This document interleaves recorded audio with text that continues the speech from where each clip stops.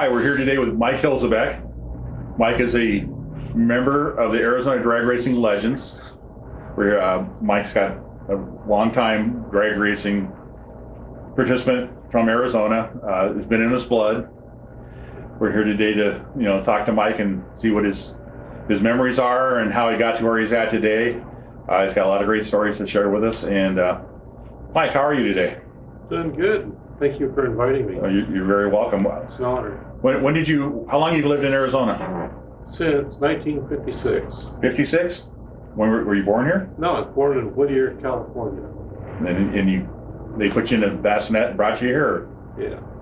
So, my dad had tuberculosis and spent 2 years in the hospital here.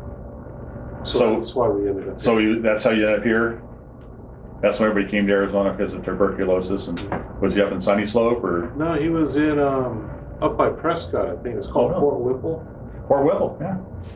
So they were able to treat him, and because I know he lived a long, great life after that. So, what got you interested in drag racing? What are your cars? Take me when you first discovered I like cars. Oh, it wasn't very old. It started off with motorcycle racing. My dad took me out to a motorcycle race when I was like 9 years old. And they had a doubles race. And he stuck me on the back and says, "Hang on, don't let loose for nothing." Wow. And so we raced at a place called the Waterhole. But he took me out on Litchfield Road to see Art Arfin's run back around 1963 or 4. And around the same time, he was taking me out to Beeline to watch the top Winter Nationals and stuff, the top fuel cars. And at that time, I wanted a dragster after I saw them. So you're still a young guy, still in grade school, and you know what you wanted? Mm-hmm. Were you dreaming about cars when you were in class instead of being? Oh, yes. Yeah. So how did you start your drag racing career? Well, I started off racing some flat track on motorcycles, and I'd take it out to Beeline and race it.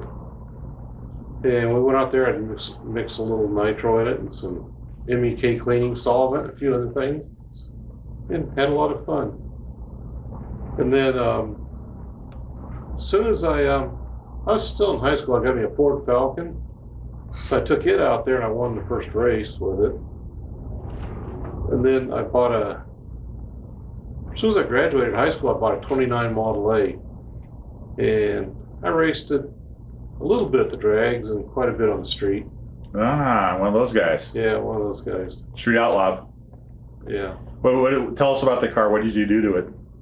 Well, it was a 29 Model A pickup roadster. It had a 55 Ford T-Burger end.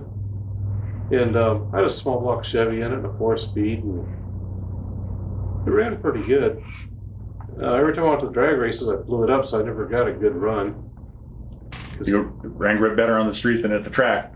Yeah, the guys on Lopers used to laugh that instead of changing oil, I just changed engines.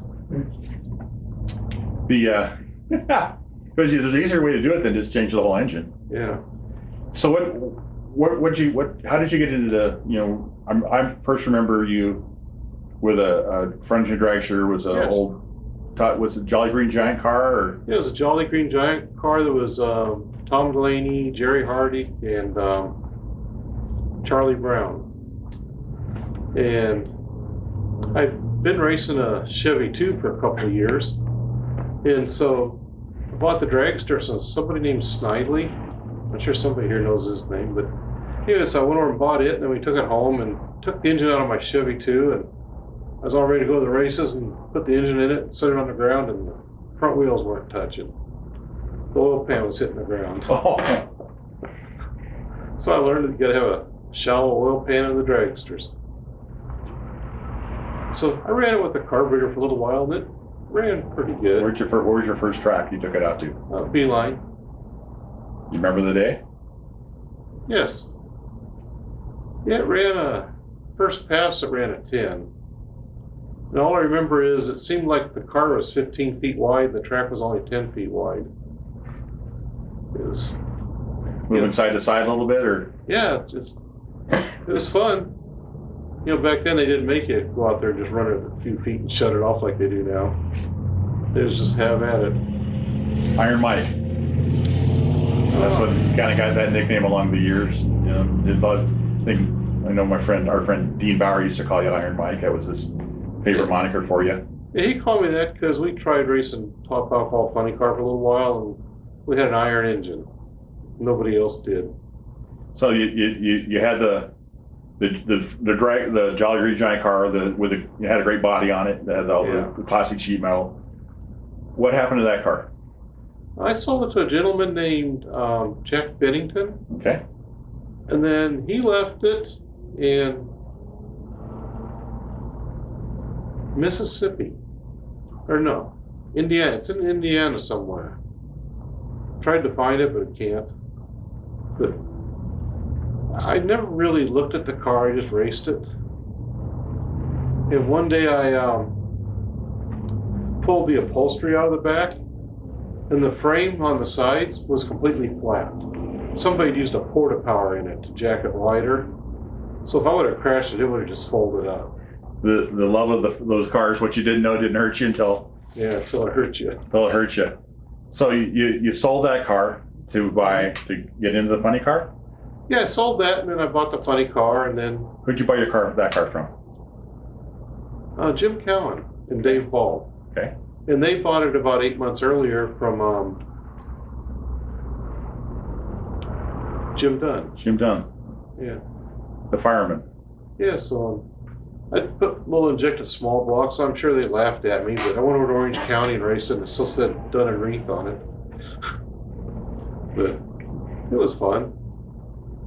And I was going to say something about the dragster. Sure. Back in the old days, when I first started racing, they all ran classes. And all these other guys here kicked my rear end every race. Because, you had to enter in a certain class. And I had to lie about the size of my engine because... Oh, man, you're going to make a lot of people mad when they see this now. Yeah. How dare you? Everybody else had 302s. I had a 350, but they still beat me with it. But then about 6 months later, they actually went to bracket racing instead. So I did better then, but I never won around against these other guys when we ran actual classes. But that was where you cut your teeth still. You're learning about the car. Yeah. And a lot of great racers. Who do you remember racing against with the dragster? Did you have somebody you just really wanted to beat? Anybody make you mad? I can't. I've known you for a long time. I can't see anybody really making you mad. But just Morkel and Rhodes. Oh, those guys. Yeah. Yeah. Okay. But no. One day I was out there. I did a burnout. I was racing against Carter and them, and breather fell out of my engine. And I thought, oh man, they're not going to let me run. And 10-year-old Dean Carter ran over there and put the breather back in the engine for me on the starting line. That was the camaraderie of drag racing. That was cool. Yeah. Yeah. That really was. That says a lot about sportsman racers. Somebody you're going to race against, they want to make the pass. Yeah. And would beat you on the track. That's an awesome story. But I just want to say, these other guys, when they ran classes, they all ran hard. And I'd been a bracket racer with a door slammer, so my car wasn't set up to run as fast. Anyways. But you got the bug to go quicker. Yes. Yeah, so I ran the funny car for a little while, for about a year, with a little injected Chevy. And I bought an engine from Jerry Hardick. It was a 392 Hemi out of the Jolly Green Giant. And it was sitting in the corner with a rug over it in my garage.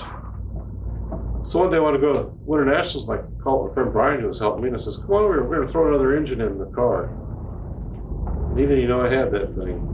So we went down there and ran it, the Pro Comp in Tucson, which I didn't qualify, but it was fun. Was this Brian Kelly? Yes. Yeah.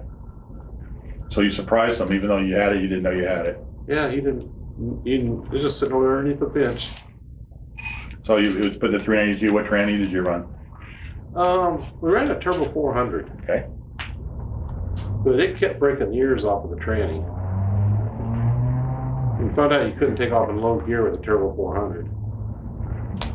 Too much torque. Yeah. So then we went to a power glide, and then every other pass we had to pull it out and put a new input shaft in it. So were you making the power glides you used? How did you build them yourself, or? Yeah. Well, Dean Bauer helped. Dean Bauer. Tell us about Dean Bauer. He was a smart guy.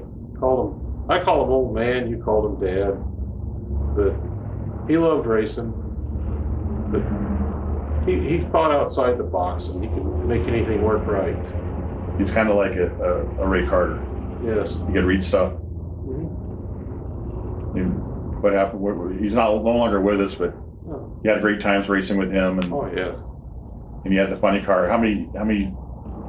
So you through your funny car progression, you started off with the, racing with the big boys, and then you ended up in what was the path between? I know you did very well in Sifka. Yes. What cars did you have between that, or was it the same car, different bodies? Same car, with just a lot of different bodies. I raced Sifka for about 8 or 9 years and won 4 championships and came in second 3 times. But it was some good days, but you were great days. Yeah, my dad would go with me to all the races, which was really nice. Your dad, Bob? Yes. And he got a kick out of being there with you? Oh yeah. And we go run the funny car, just him and me. He'd tow me up there, lift up the body, buckle me in.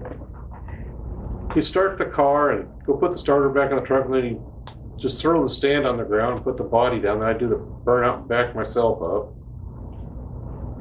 And there's a lot of work with 2 of us.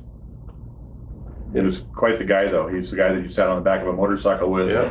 And now he's strapping in a race car, and you're there with your dad. That's got to be a great feeling, the family part of it. I tried to get him to drive it, but he never wanted to. He could have.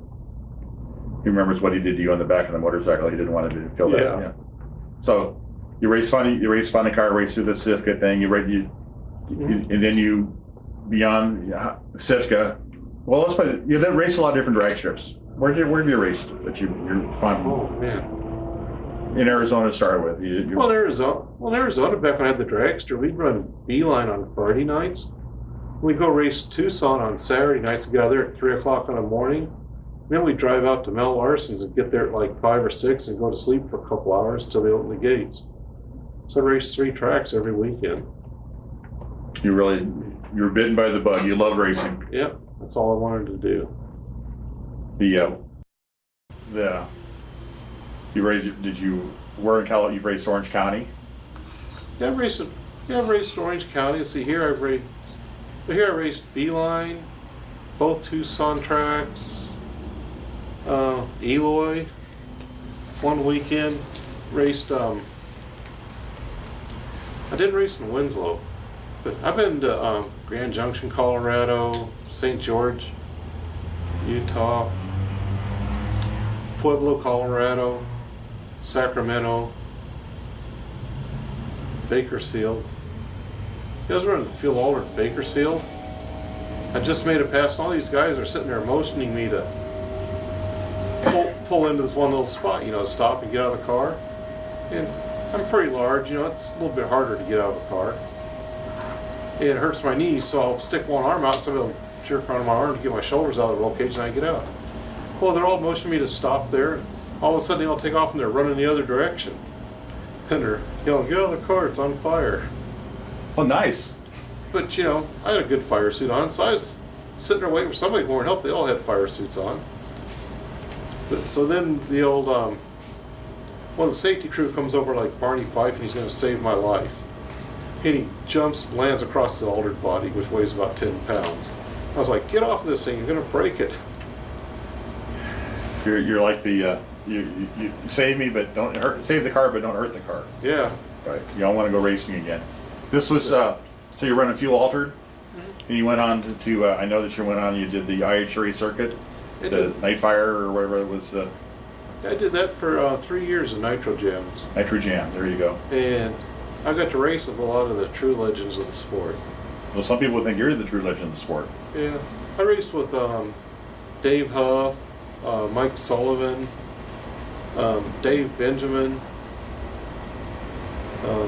There's a few others I can't remember, but we talk about the summer of 2014. There was 4 of us had fuel altereds in Kathy Flock's garage. Her husband was Bullet Bob. We had 4 fuel altereds in their shop back there in Fowler, Ohio. And we all spent all summer there racing out of that shop. That was your summer base. That was the best summer racing ever.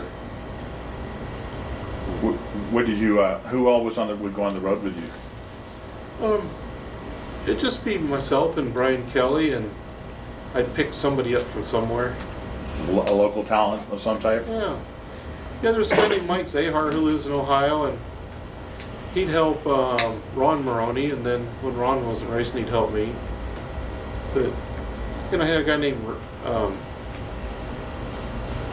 boy, my brain don't work no more. I had quite a few guys help me back there, though. So you raced Sagittary Circuit, and then that whole nitro part went away. Yes. Do you remember the crowds? What was it like? Were they? Well, the first year the places were packed because Feld was running them. Feld Entertainment. They bring in monster trucks, and they'd bring in the kids, and they'd bring in their parents. And then the IGS or something Motorsports took over, and the crowds were about half. But they were still good, though. I mean, they were packed. What do you remember the most from racing that circuit that you wish you could? You're sitting here in Arizona, and you go, boy, that was fun. I wish I could. Here's what I miss. What do you miss about racing that? All my friends that we made. We had a good time at the races. Would you say that in general about racing in general, the friendships along the way? Mm-hmm. Who mentored you besides your dad, obviously? Well, I used to call Gene Rickard all the time, and I called him Dad. Okay. So he helped me a lot. And Mark Niver. Great names. Yeah, he was going to teach me about cooling nitro down to make them run better. And he says, I'll tell you about it when I get back. And that was the weekend he went to Seattle. So he never told me the story. July 11th. Yeah, that was a sad weekend. Yep. There's a lot of Arizona. We've had a lot of great racers that aren't with us anymore, and he's definitely one of them. Yeah. But you take his memories, and he was a good guy. I don't think there's anybody really had anything that he didn't get along with him. I think he's a person that definitely need two of them, so he could talk everybody want to talk about things, and he could get his work done. But he's definitely generous with his time and how he helped people. Who's racing today? Do you remember? Did anybody race with you that went off and started racing? Is racing now, or? Well, Brian Kelly has a front engine dragster now. Okay. And it wasn't with me, but there was a guy named Glenn Miller who used to help Kurt Wheeler. And he bought a dragster and raced that for many years. Does it make you feel good when you see these guys out there doing it? Yeah. Yeah, I enjoy helping other people now, just as much as I do racing. So what do you got in plans for the future? Yeah, I'm building me a new flat track bike. They got an over 60 class. Is that the brittle bones class, or? Yeah. Yeah, you race with the younger guys, they'll crash you because they don't care. So yeah, they got a class for 60 and over, so I'm gonna go try that, and I'm gonna put the fuel holder together again next year. Go run it. Putting the band back together, you're gonna run the 6.0 class or this all unlimited? Yeah. Okay. I'll just go back east and race. Okay. Because I got friends back, like Mike Zahar will help me back there, so I can leave it back there at his shop. Back in Ohio. So, I know that you lost your dad this year. Yes. And you're very close to him. Mm-hmm. And I just want to make sure that, that we give him kudos because yes. he did good with you. And should be very proud of that. He's a good man. That's why I decided to go race nitros, because he was getting in his 70s, and I thought, I need to do this before he can't go anymore. So when he was about 75, he quit going because my mom had a stroke. So he stayed home and took care of my mom. Took care of mom. That's great. Well, Mike, you've got wonderful stories. Anything else you want to, that I know you've got way more stories than we've got, hours in the day, but because there are a lot of fantastic things you've done, and I know the things about sanding pistons down and pulling the opposite piston out just to make the passes. You're a diehard racer. To make a pass, you're part of a show. You're going to make as many rounds as you can. I think that's what people can depend on you for, is being there. Dave Huff taught me one thing. When you burn a piston the first pass in your nitro car, You put like 110 thousandths jet in that cylinder, you can run it again with a burned piston on fuel. That's good. It's just if the fire gets into the oil pan, then it's bad. Oh. You burn it, but not too burned. So you want to make sure you flood them. Flood it with nitro. Yeah. Well, Mike, we truly appreciate having you here today. Thank you. You certainly are a deserving member to be an Arizona drag racing legend, and look forward to seeing you at the track sometime soon. Thank you. Thank you, Mike.